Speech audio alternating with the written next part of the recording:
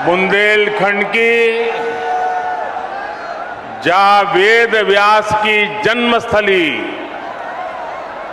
और हमारी बाईसा महारानी लक्ष्मीबाई जी की जहां धरती पे हमें बैर बैर बीरा आबे को अवसर मिलो, हमें बहुत ही प्रसन्नता। नमस्कार। उत्तर प्रदेश के लोकप्रिय मुख्यमंत्री योगी आदित्यनाथ जी, यूपी के उप मुख्यमंत्री श्री केशव प्रसाद मौर्य जी, उप मुख्यमंत्री श्री ब्रजेश पाठक जी, केंद्रीय मंत्रिमंडल के मेरे सहयोगी और इसी क्षेत्र के वासी श्री भानु प्रताप सिंह जी, यूपी सरकार के मंत्रीगण, सांसदगण, विधायकगण, अन्य जनप्रतिनिधि और बुंदेलखंड के मेरे प्यारे बहनों और भाइयों, यूपी के लोगों को, बुंदेलखंड के सभी बहनों भाइयों को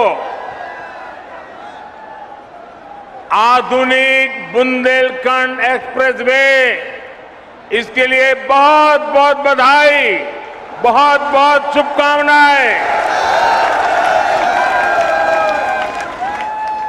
ये एक्सप्रेसवे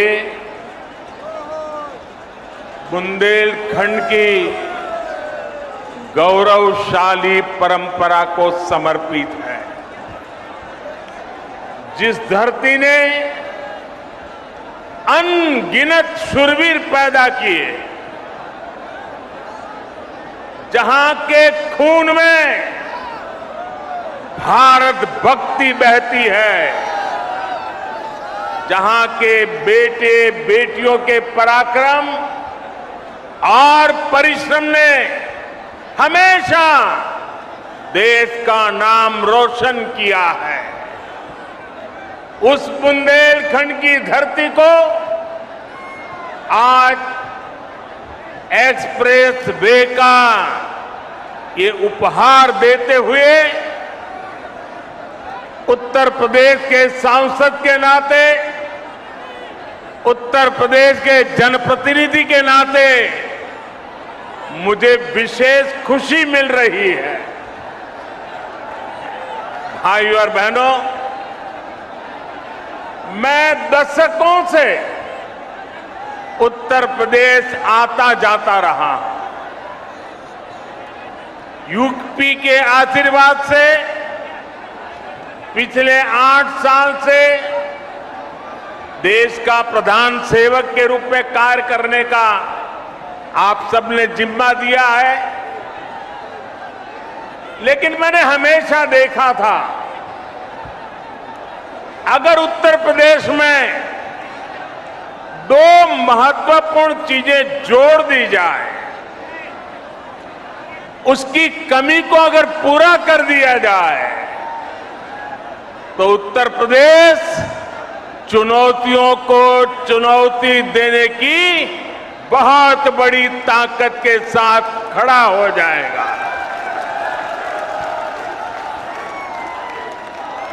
पहला मुद्दा था यहां की खराब कानून व्यवस्था। जब मैं पहले की बात कर रहा हूं, क्या हाल था आप जानते हैं। और दूसरी हालत थी हर प्रकार से खराब कनेक्टिविटी। आज उत्तर प्रदेश के लोगों ने मिलकर योगी आदित्यनाथ जी के नेतृत्व में उत्तर प्रदेश की पूरी तस्वीर बदल दी है।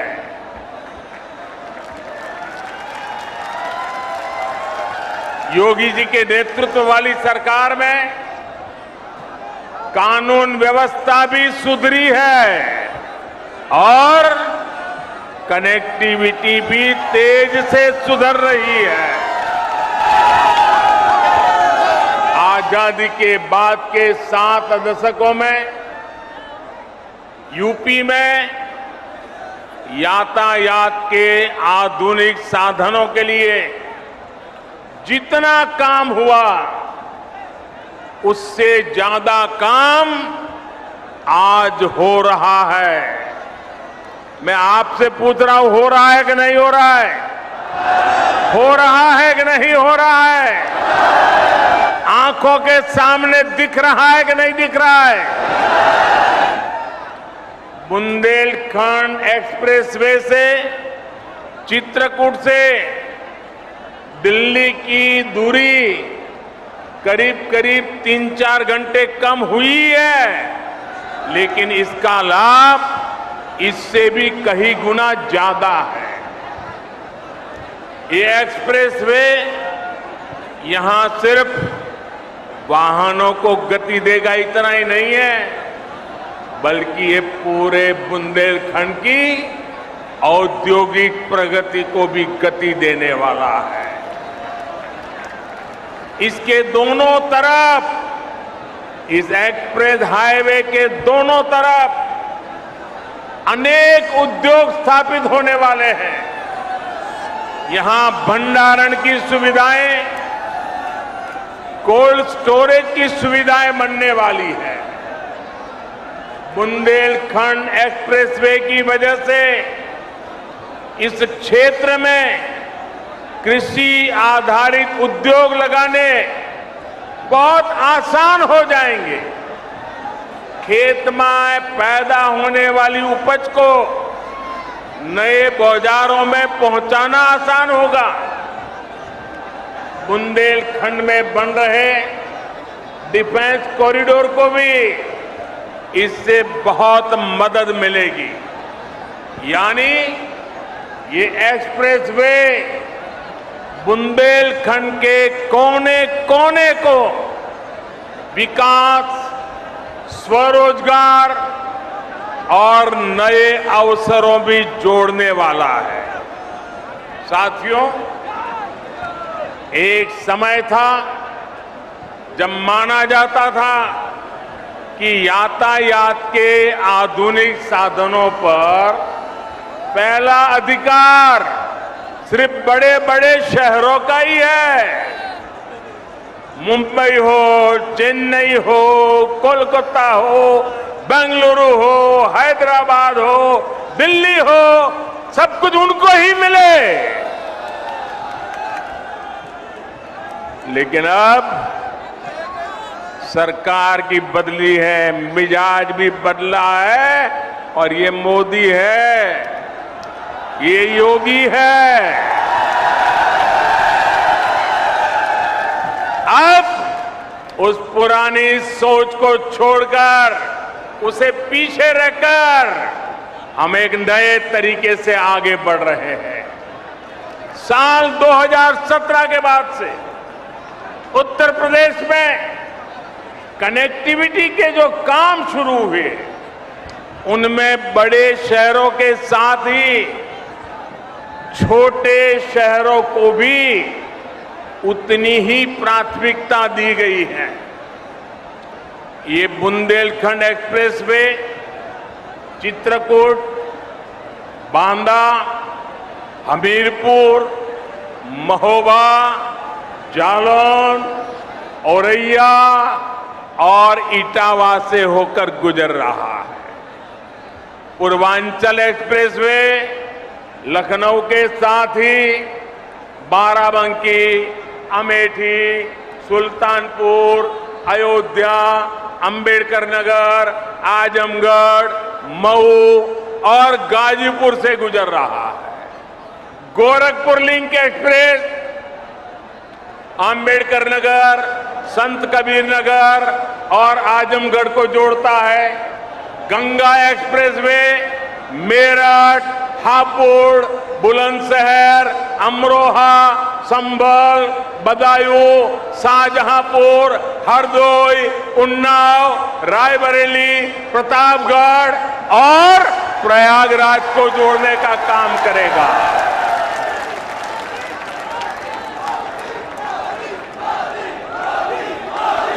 दिखता है कितनी बड़ी ताकत पैदा हो रही है। उत्तर प्रदेश का हर कोना नए सपनों को लेकर के, नए संकल्पों को लेकर के अब तेज गति से दौड़ने के लिए तैयार हो चुका है। और यही तो सबका साथ है, सबका विकास है। न कोई पीछे छूटे, सब मिलकर आगे बढ़े। इसी दिशा में डबल इंजन की सरकार लगातार काम कर रही है।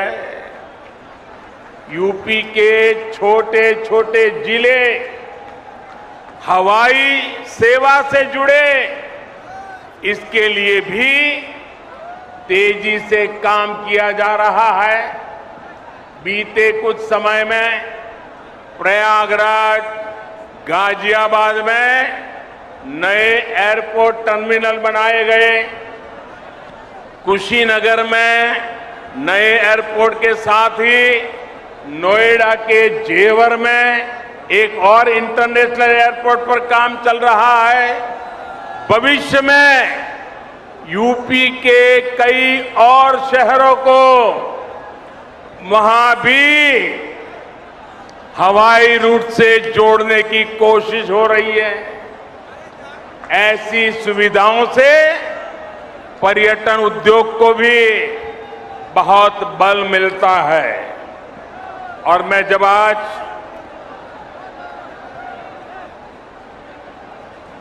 यहां मंच पर आ रहा था तो उसके पहले मैं इस बुंदेलखंड एक्सप्रेस वे का प्रेजेंटेशन देख रहा था, एक मॉड्यूल लगाया वो देख रहा था।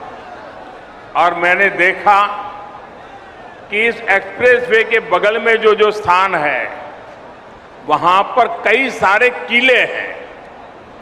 सिर्फ झांसी का ही किला है ऐसा नहीं, कई सारे किले हैं। आप में से जो विदेश की दुनिया जानते होंगे उनको मालूम होगा, यूरोप के कई देश ऐसे हैं जहां पर किले देखने का एक बहुत बड़ा टूरिज्म उद्योग चलता है और दुनिया के लोग पुराने किले देखने के लिए आते हैं। आज बुंदेलखंड एक्सप्रेसवे बनने के बाद मैं योगी जी की सरकार को कहूंगा कि आप भी इन किलों को देखने के लिए एक शानदार टूरिज्म सर्किट बनाइए। दुनिया भर के टूरिस्ट यहां आए और मेरे बुंदेलखंड की ताकत को देखे। इतना ही नहीं, मैं आज योगी जी से आग्रह एक और करूंगा। आप उत्तर प्रदेश के नौजवानों के लिए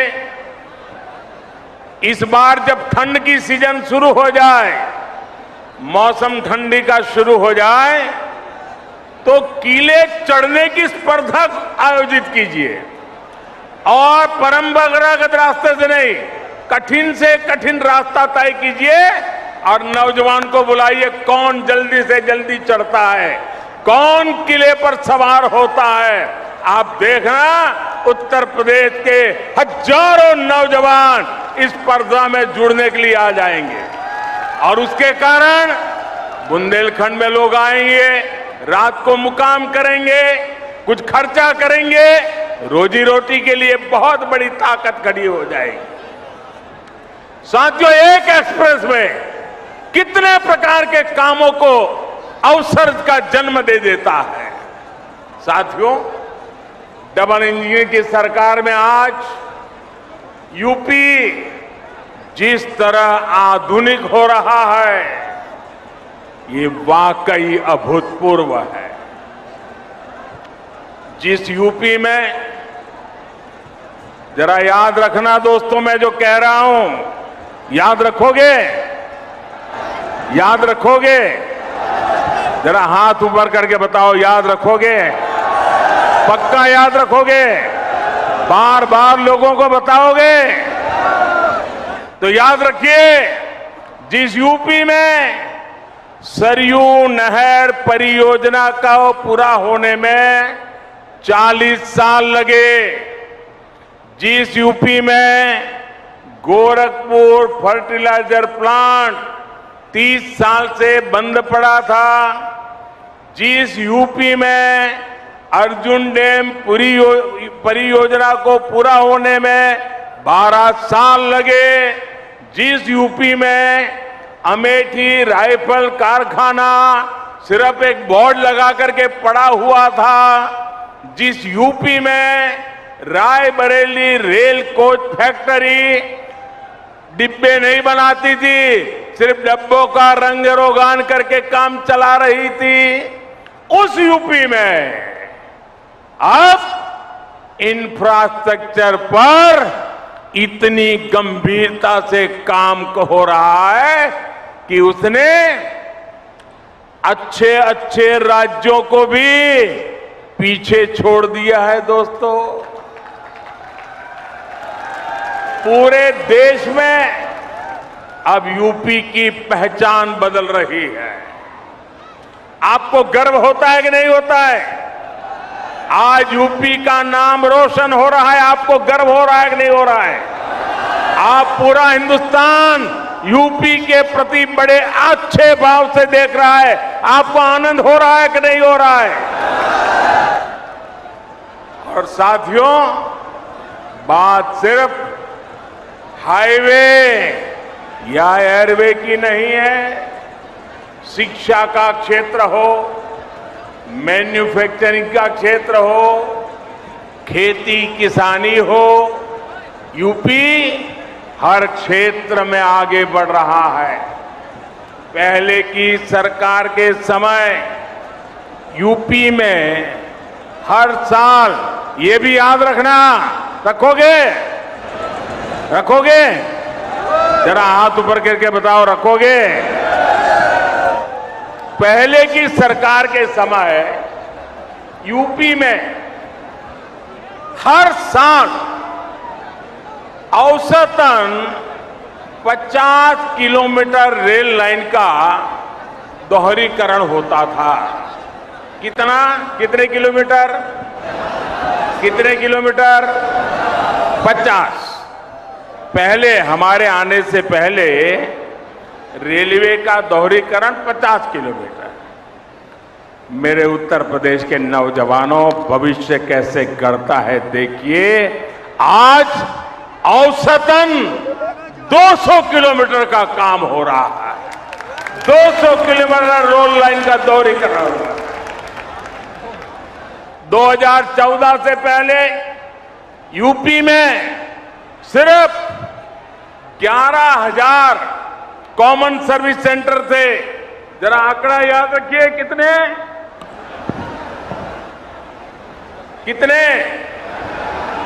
11,000।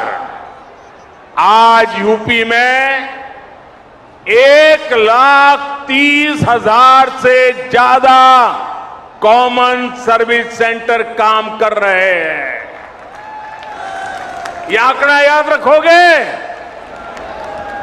एक समय में यूपी में सिर्फ 12 मेडिकल कॉलेज हुआ करते थे। आंकड़ा याद रहा? कितने मेडिकल कॉलेज? जरा जोर से बताइए, कितने? 12 मेडिकल कॉलेज। आज यूपी में 35 से ज्यादा मेडिकल कॉलेज है और 14 नए मेडिकल कॉलेज पर काम चल रहा है। मतलब कहां 14 और कहां 50। भाई और बहनों, विकास की जिस धारा पर आज देश चल रहा है, उसके मूल में 2 प्रमुख पहलू हैं। एक है इरादा और दूसरा है मर्यादा। हम देश के वर्तमान के लिए नई सुविधाएं नहीं गढ़ रहे, बल्कि देश का भविष्य भी गढ़ रहे हैं। पीएम गति शक्ति नेशनल मास्टर प्लान के जरिए हम 21वीं सदी के इंफ्रास्ट्रक्चर के निर्माण में जुटे हैं और साथियों, विकास के लिए हमारा सेवा भाव ऐसा है कि हम समय की मर्यादा को टूटने नहीं देते। हम समय की मर्यादा का पालन कैसे करते हैं, इसके अनगिनत उदाहरण हमारे इसी उत्तर प्रदेश में है। काशी में विश्वनाथ धाम के सुंदरीकरण का काम हमारी सरकार ने शुरू किया और हमारी ही सरकार ने इसे पूरा करके दिखाया। गोरखपुर एम्स का शिलान्यास भी हमारी सरकार ने किया और उसका लोकार्पण भी इसी सरकार में हुआ। दिल्ली मेरठ एक्सप्रेसवे का शिलान्यास भी हमारी सरकार ने किया और उसका लोकार्पण भी हमारी सरकार में हुआ। बुंदेलखंड एक्सप्रेस भी इसी का उदाहरण है। इसका काम अगले साल फरवरी में पूरा होना था, लेकिन ये 7-8 महीने पहले ही सेवा के लिए तैयार है मेरे दोस्तों। और कोरोना की परिस्थितियों के बावजूद कितनी कठिनाइयां हैं, हर परिवार जानता है। इन कठिनाइयों के बीच भी हमने इस काम को समय से पहले पूरा किया है। ऐसे ही काम से हर देशवासी को एहसास होता है कि जिस भावना से उसने अपना वोट दिया, उसका सही मायने में सम्मान हो रहा है, सदुपयोग हो रहा है। मैं इसके लिए योगी जी और उनकी टीम को बधाई देता हूं।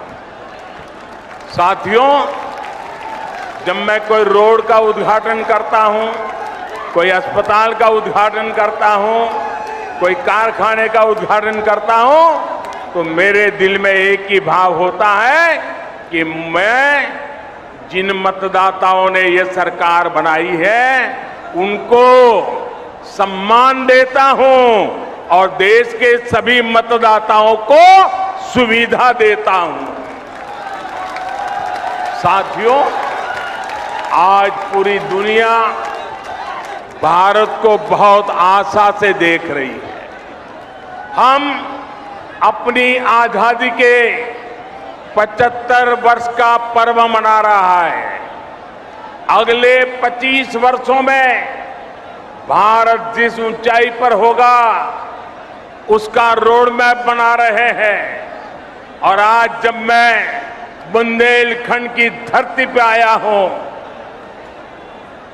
झांसी की रानी लक्ष्मीबाई के इलाके में आया हूं, यहां से, इस वीर भूमि से मैं हिंदुस्तान के 6 लाख से भी ज्यादा गांव के लोगों को करबद्ध प्रार्थना करता हूं कि आज जो हम आजादी का पर्व मना रहे हैं, इसके लिए सैकड़ों वर्षों तक हमारे पूर्वजों ने लड़ाई लड़ी है, बलिदान दिए हैं, यातनाएं झेली है। जब 75 वर्ष है, हमारा दायित्व बनता है अभी से योजना बनाए। आने वाला 1 महीना 15 अगस्त तक हर गांव में अनेक कार्यक्रम हो, गांव मिलकर के याद कार्यक्रम करे, आजादी का अमृत महोत्सव बनाने की योजना बनाए, वीरों को याद करे, बलिदानियों को याद करे, स्वतंत्र सेनानियों को याद करे। हर गांव में नया संकल्प लेने का एक वातावरण बने, ये मैं सब देशवासियों को आज इस वीरों की भूमि से प्रार्थना करता हूं। साथियों, आज भारत में ऐसा कोई भी काम नहीं होना चाहिए जिसका आधार वर्तमान की आकांक्षा और भारत के बेहतर भविष्य से जुड़ा हुआ न हो।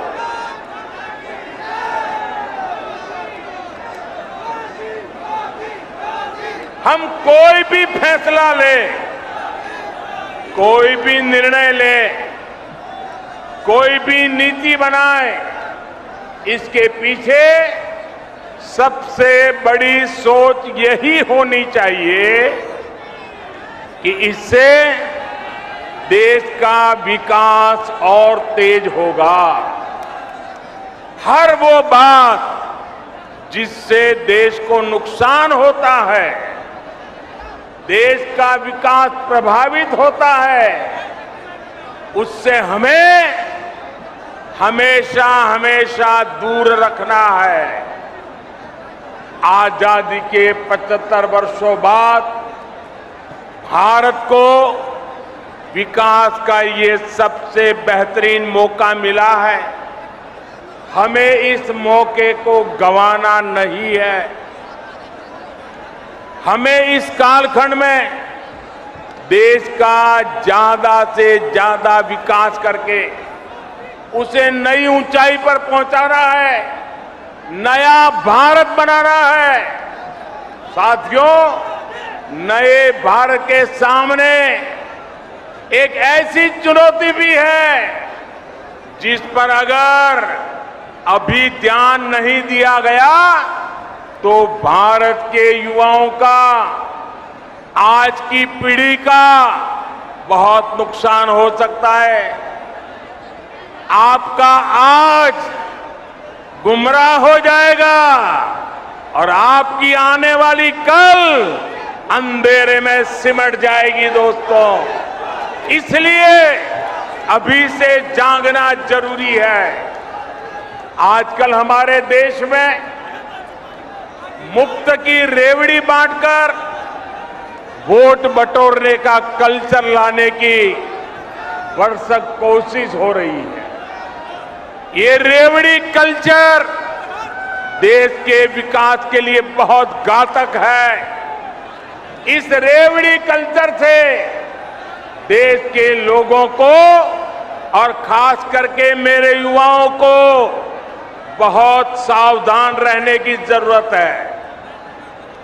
रेवड़ी कल्चर वाले कभी आपके लिए नए एक्सप्रेसवे नहीं बनाएंगे, नए एयरपोर्ट या डिफेंस कॉरिडोर नहीं बनवाएंगे। रेवड़ी कल्चर वालों को लगता है कि जनता जनार्दन को मुफ्त की रेवड़ी बांटकर उन्हें खरीद लेंगे। हमें मिलकर उनकी सोच को हराना है। रेवड़ी कल्चर को देश की राजनीति से हटाना है। साथियों, रेवड़ी कल्चर से अलग हम देश में रोड बनाकर, नए रेल रूट बनाकर लोगों की आकांक्षाओं को पूरा करने का काम कर रहे हैं। हम गरीबों के लिए करोड़ों पक्के घर बना रहे हैं। दशकों से अधूरी सिंचाई परियोजनाएं पूरी कर रहे हैं। छोटे बड़े अनेक डैम बना रहे हैं। नए नए बिजली के कारखाने लगवा रहे हैं ताकि गरीब का, किसान का जीवन आसान बने और मेरे देश के नौजवानों का आने वाला भविष्य अंधकार में डूब न जाए। साथियों, इस काम में मेहनत पड़ती है, दिन रात खटना पड़ता है, खुद को जनता की सेवा के लिए समर्पित करना होता है। मुझे खुशी है कि देश में जहां भी हमारी डबल इंजन की सरकार है वो विकास के लिए इतनी मेहनत कर रही है।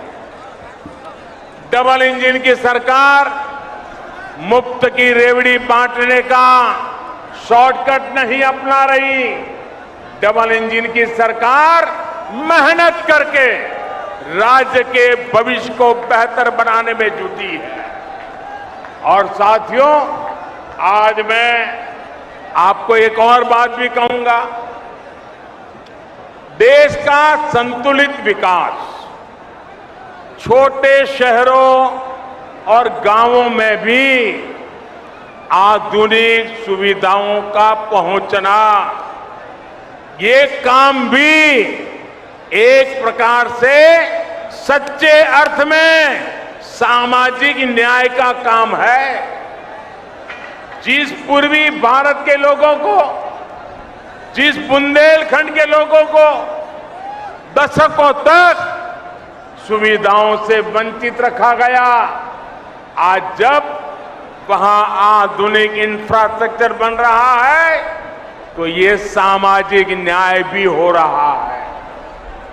यूपी के जिन जिलों को पिछड़ा मानकर उन्हें अपने हाल पर छोड़ दिया गया था, वहां जब विकास हो रहा है तो ये भी एक तरह का सामाजिक न्याय है।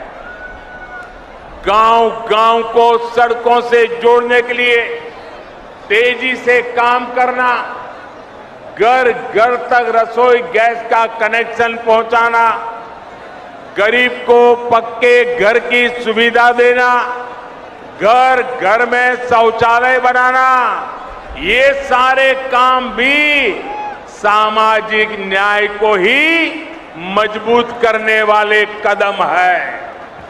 बुंदेलखंड के लोगों को भी हमारी सरकार के सामाजिक न्याय भरे कार्यों से बहुत लाभ हो रहा है।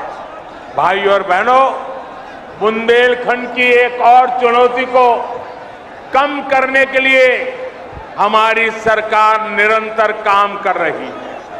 हर घर तक पाइप से पानी पहुंचाने के लिए हम जल जीवन मिशन पर काम कर रहे हैं। इस मिशन के तहत बुंदेलखंड के लाखों परिवारों को पानी का कनेक्शन दिया जा चुका है।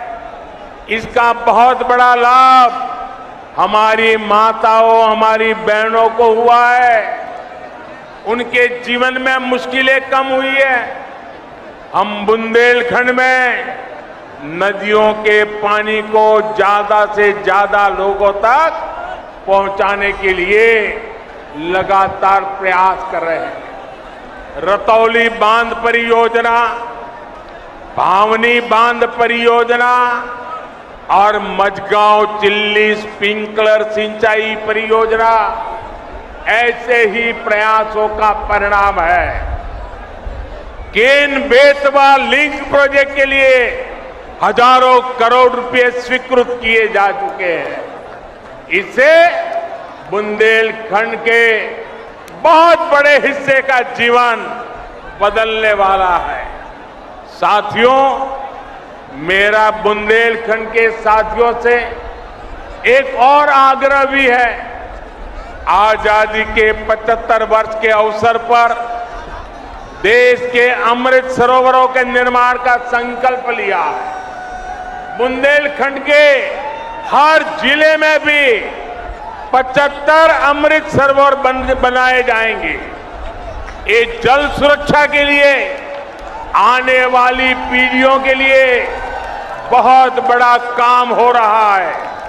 मैं आज आप सभी से कहूंगा, इस नेक काम में मदद के लिए ज्यादा से ज्यादा संख्या में आगे आए। अमृत सरोवर के लिए गांव-गांव कार सेवा का अभियान चलना चाहिए। भाई और बहनों, बुंदेलखंड के विकास में बहुत बड़ी ताकत यहां के कुटीर उद्योगों की भी है। आत्मनिर्भर भारत के लिए हमारी सरकार द्वारा इस कुटीर परंपरा पर भी बल दिया जा रहा है। मेक इन इंडिया भारत की इसी कुटीर परंपरा से सशक्त होने वाला है। छोटे प्रयासों से कैसे बड़ा प्रभाव पड़ रहा है, इसका एक उदाहरण मैं आज आपको भी और देशवासियों को देना चाहता हूं। साथियों, भारत हर साल करोड़ों रुपए के खिलौने दुनिया के दूसरे देशों से मंगाता रहा है। अब बताइए, छोटे छोटे बच्चों के लिए छोटे छोटे खिलौने ये भी बाहर से लाए जाते थे, जबकि भारत में खिलौने बनाना तो पारिवारिक और पारंपरिक उद्योग रहा, पारिवारिक व्यवसाय रहा है। उसे देखते हुए मैंने भारत में खिलौना उद्योग को नए सिरे से काम करने का आग्रह किया। लोगों से भी भारतीय खिलौनों को खरीदने की अपील की थी। इतने कम समय में सरकार के स्तर पर जो काम करने जरूरी था वो भी हमने किया। इन सब का नतीजा ये निकला कि आज, और हर हिंदुस्तानी को गर्व होगा, मेरे देश के लोग सच्ची बात को कैसे दिल से ले लेते हैं, इसका ये उदाहरण है। इस सब का नतीजा ये निकला कि आज विदेश से आने वाले खिलौनों की संख्या बहुत बड़ी मात्रा में कम हो गई है। मैं देशवासियों का आभार व्यक्त करता हूं। इतना ही नहीं, भारत से अब बड़ी संख्या में खिलौने विदेश में जाने लगे। इसका लाभ किसे मिला है? खिलौने बनाने वाले हमारे ज्यादातर साथी गरीब परिवार है, दलित परिवार है, पिछड़े परिवार है, आदिवासी परिवार है। हमारी महिलाएं खिलौने बनाने के काम में जुड़ी रहती है। इस उद्योग से हमारे इन सब लोगों को लाभ हुआ है। झांसी, चित्रकूट, बुंदेलखंड में तो खिलौनों की बड़ी समृद्ध परंपरा रही है। इन्हें भी डबल इंजन की सरकार द्वारा प्रोत्साहित किया जा रहा है। साथियों, शूरवीरों की धरती बुंदेलखंड के वीरों ने खेल के मैदान पर भी विजय पताका फहराई है।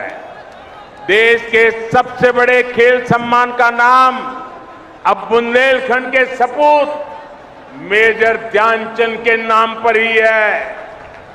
ध्यानचंद जी ने जिस मेरठ में काफी समय गुजारा था, वहां पर उनके नाम से एक स्पोर्ट्स यूनिवर्सिटी भी बनाई जा रही है।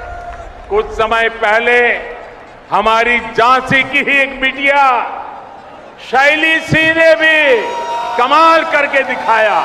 हमारे ही बुंदेलखंड की बेटी शैली सिंह ने लंबी कूद में नए नए रिकॉर्ड बनाने वाली शैली सिंह पिछले साल अंडर 20 वर्ल्ड एथलेटिक चैंपियनशिप में सिल्वर मेडल भी जीता है। बुंदेलखंड ऐसी युवा प्रतिभाओं से भरा हुआ है।